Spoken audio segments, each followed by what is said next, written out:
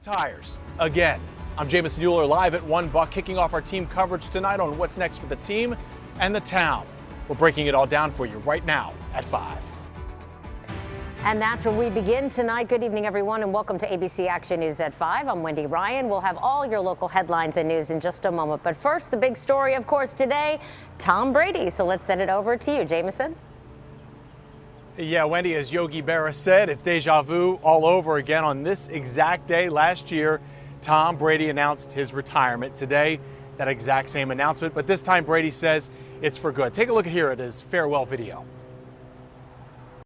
Good morning, guys. I'll get to the point right away. I'm retiring for good.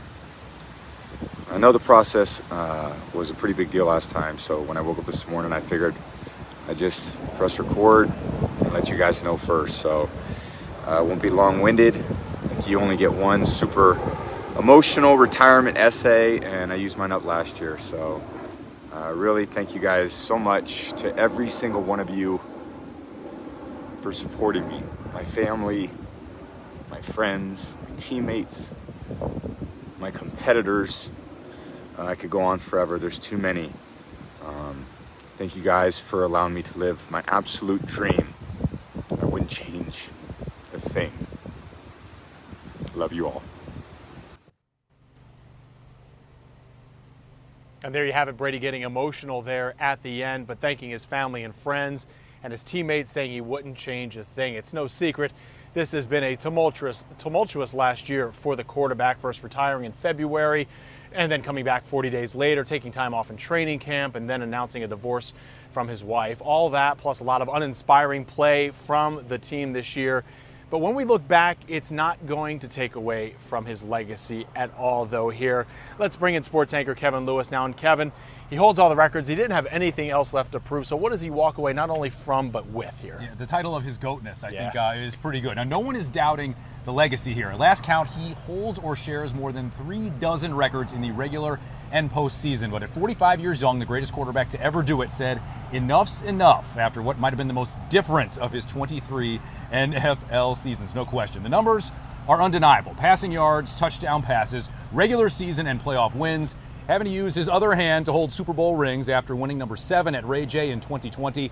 The Glazer family and Bucs general manager Jason Licht convinced Tom Brady to take a chance 3 years ago, and I think both sides would consider the investment a win. Licht released a statement today after Brady spoke. Tom's legacy is unmatched in the history of this game. All the Super Bowl title and statistical records speak for themselves, but the impact he had on so many people through the years is what I appreciate the most. His imprint on the organization helped take us to the mountaintop. We will certainly miss him as our quarterback, but I will also miss him as a leader and friend. Our entire organization is indebted to him for what he provided us over the past 3 years. We won't ever forget the wins or the accolades, and his influence will be felt for years to come. Now, if Brady is not the most respected player in the league among other players, I don't know who is. How about center Ryan Jensen posting a thank you for pushing him to be great every day? Jensen, of course, fought back to play in the wild card game against the Cowboys. Antoine Winfield Jr. picked a great time to come to the league, won a Super Bowl as a rookie with Brady, and his father played against TB12. Logan Ryan signed with the Bucs this season. As a Tennessee Titan, he intercepted Brady's last pass as a New England Patriot. Hashtag full circle. Derek Brooks posted a picture with Brady from just a couple years ago, and he said, see you in Canton in 5 years, referencing, of course, the Hall of Fame, where if he stays retired this time, Brady will go immediately. And also in that loaded class, the recently retired J.J. Watts, who invited Brady to be part of his golf outing crew, but insists the new guy has to pay. So bring your wallet. 5 years from now, it's going to be a loaded, very crowded Hall of Fame ceremony in Canton. But today's a big day, and the organization, it's a big work day for them because they have work to do, and they're thinking about their future. That's already underway. Most certainly, yeah. Book your flights for Canton now in 5 years. Right. That's going to be a great class up there in Ohio. All right, Kevin, we're going to check back with you in the bottom of the hour here. Tom Brady's retirement means the Buccaneers now have to figure out what comes next for a franchise quarterback and for the whole team, who go into this offseason with a lot of salary cap here to shed. Reporter Eric Waxler joining us live now with what the Bucs' future may look like now that TB12 is gone. Eric? Hey, Jamison. Yeah, I guess you could say the Buccaneers have a goat-sized hole to fill on their team right now, and there are many ways they could go.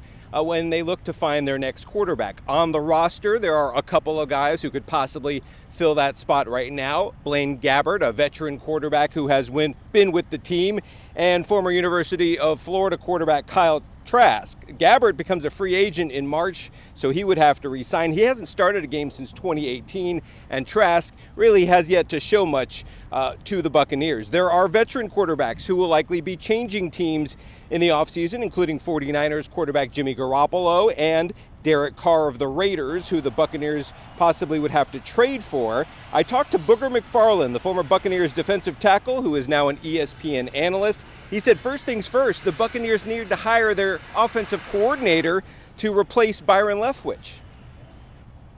I think the OC will help determine what they do as far as the quarterback position if they decide to go in win now mode. Now, if they say, okay, we're going to go draft, then ultimately the OC and the GM will sit back. Which guy can we draft now? Or do we say, you know what? Let's play Kyle Trask this season. If he hits, great. If he doesn't, we're probably going to have a high draft pick, and we'll get our quarterback of the future next season. It just depends on how they want to play it. So mark on your calendars, in March is when the free agent period starts, so we'll see if the Buccaneers go in that direction, and then the NFL draft is in April. The Buccaneers pick 19th in the first round this year. Live outside Raymond James Stadium, Eric Waxler, ABC Action News.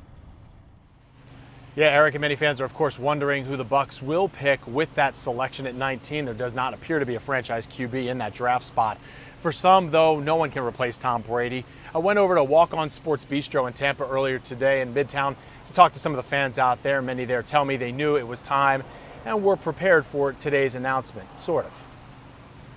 It's time. He's proved everything he needs to prove. So go ahead, move forward. I've been ready for it, but it's just because I'm not the biggest football fan, but I know Tom Brady. So it's I'm surprised. I'm honestly surprised because I feel like it's the end of an era, but at the same time I'm you should probably sit down somewhere. Yeah, it certainly is time. We, of course, have more coming up on ABC Action News at 5:30.